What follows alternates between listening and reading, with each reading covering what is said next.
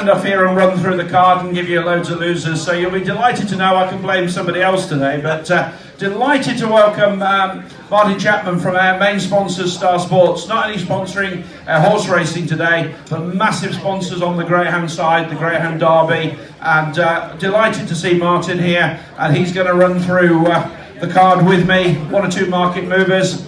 If he gives you any losers, don't forget he's on table 13, so you can always find him there. But quickly on the ground today, beautiful day, great conditions. The course is absolutely in A1 condition because first meeting of the year of the horses. It's soft ground. The clerk of the course is actually describing it as dead and holding. We've had a dry morning, strong wind, sunshine, so it's going to be quite tacky kind of ground out there, but no non-runners, which I'm delighted to say.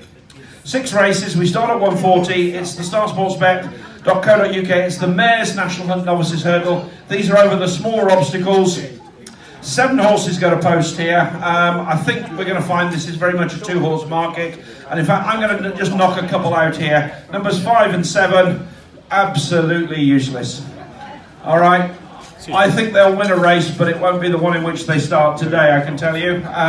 If anybody owns either of those, my apologies straight away. But Martin, as I say, the 2 here, we've got horse number 2, the Vocalist, and then Spice Girl. They, I presume, are the 2 as far as the market. They are indeed. A lot of cracker joke and say that the one horse that the punters really want, but they don't actually. They've come for the Vocalist. That was shorter than what it was last night. Of the 2, I mean, I thought it'd be a lot closer than the better, to be truthfully honest. I can only say what's been back this morning, and not what I fancied myself. But Spice Girl, so she won 3 on the spin, ran a better race than this last time against the boys at Cheltenham.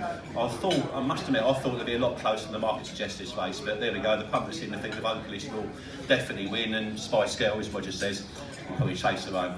Of the other ones, the little one has been a bit of money about for was the 5-horse, the 6-horse Petronella Manners. Trainer's in really good form, and maybe for a little forecast mixer, if one of the front 2 doesn't perform, she can be the one to pick up the pieces, maybe get sort of 2nd place. Only 7 runners here, so each way only the first 2.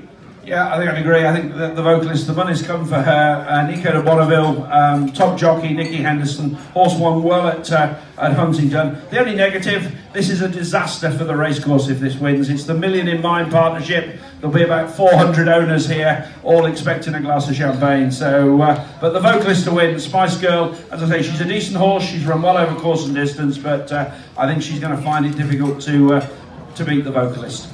Right, the 2:15, again, Star Sports, it's the handicap hurdle. 5 horses go to post here. Again, if you're betting each way, it's the first 2 on this, and I'm pretty sure we're going to find that it's a 2-horse market again, is it? Big money for a few more in this race, actually. Doc Carver, I thought, would be maybe even the odds on or small money for him last night. He's had 2 runs, both horses chased home at 1 cent. It's his first run in a handicap, so obviously the punters have latched onto that. They think the mark he's got maybe half decent, but there's been money about for Let the River Run Dry, who's won here before in the McManus colours, and the bottom one again was a Foot, who won 3 on the spin, but then got well beaten last time on really soft ground at Lingfield. Well, Lingfield ground can be very similar to the ground here. It gets really heavy and boggy at Lingfield, and I mean the fact that he has won at Lingfield a couple of times on similar heavy going, and they say the going at Lingfield when it's soft is very similar to Towcester when it's soft as well. But yeah, I thought Doc Carver would be, again, short. He's around the 6 to 5 mark at the moment. Won't put off nobody backing him. I think at the price, he's probably the right sort of price now. But he says there's been money for a couple against it. Only 5 runners, but interested in the race. Wouldn't rule any horse out really without a chance.